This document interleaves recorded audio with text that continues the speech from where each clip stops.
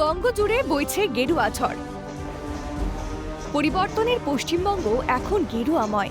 শ্রমিক ভট্টাচার্যের সভাপতিত্বেই প্রথমবার পশ্চিমবঙ্গের মসনাদে ফুটছে পদ্ম।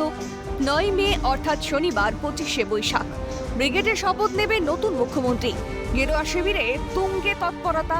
শুক্রবার সকাল ১১টা নাগাদ কলকাতা বিমানবন্দরে এসে পৌঁছান কেন্দ্রীয় স্বরাষ্ট্রমন্ত্রী অমিত শাহ।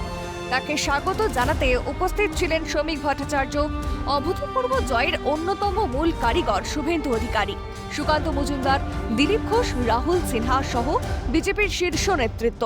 পুষ্পস্তবক দিয়ে স্বাগত জানানো হয় তাকে। বিমানবন্দরে উৎসাহী কর্মী সমর্থকদের ভিড় ছিল চোখে পড়ার মতো।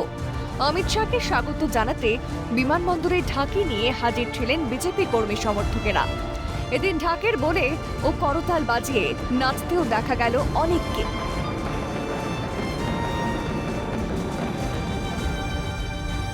গোটা বিমানবন্দর জুড়ে তৈরি হয় এক উৎসবের আবহ। আপনারা কি চাইছেন এয়ারপোর্টে যারা রাজ্যে শান্তি শৃঙ্খলা বজায় থাকবে, লোকের চাকরি বাকরি উন্নয়ন হবে, এইটাই আমরা চাই। আপনাদেরও তাই বক্তব্য? একদম, চাকরি হোক, শিক্ষা হোক, সংস্কৃতি হোক, উন্নয়ন হোক, ঠিক আছে। স্বাধীনতার পর থেকে এই প্রথমবার বাংলায় সরকার গড়বে বিজেপি। শুরু হতে চলেছে নতুন যাত্রাপথ। তার আগে কলকাতায় এলেন কেন্দ্রীয় স্বরাষ্ট্রমন্ত্রী অমিত শাহ। বিমানবন্দর থেকে সোজা চলে যান দক্ষিণেশ্বরে। শনিবার মুখ্যমন্ত্রীর শপথ গ্রহণ। আনুষ্ঠানিকভাবে দায়িত্ব নেবে বিজেপি। তার আগে মা ভবতারিণীর আশীর্বাদ নিলেন শাহ। সঙ্গে ছিলেন শ্রমিক ভট্টাচার্য, শুভেন্দু অধিকারী, নিষেধ প্রামাণিক সহ একাধিক নেতৃত্ব।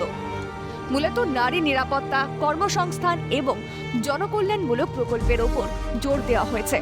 এই প্রেক্ষাপটে দাঁড়িয়ে রাহুল সিনহা বলেন, এই বাংলা আবার সোনার বাংলা হবে।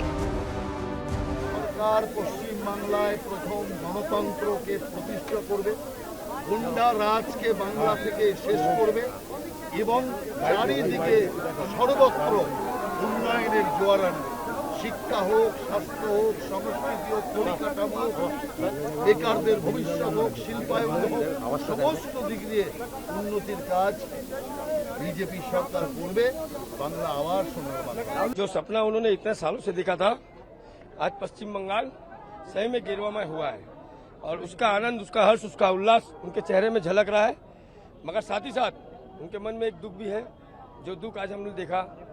हमारे जितने कर्मी जीत के बाद भी आज उनका बलिदान सही में उनके चेहरे में जो रिफ्लेक्शन था, ये दिखा रहा है कि हम चाह रहे बंगाल शांत रहे, मगर विरोधी इच्छा करके बंगाल को जलाने की चेष्टा कर रहे हैं। नहीं होगा, चिंता मत कीजिए, नहीं होगा, निश्चित रहिए।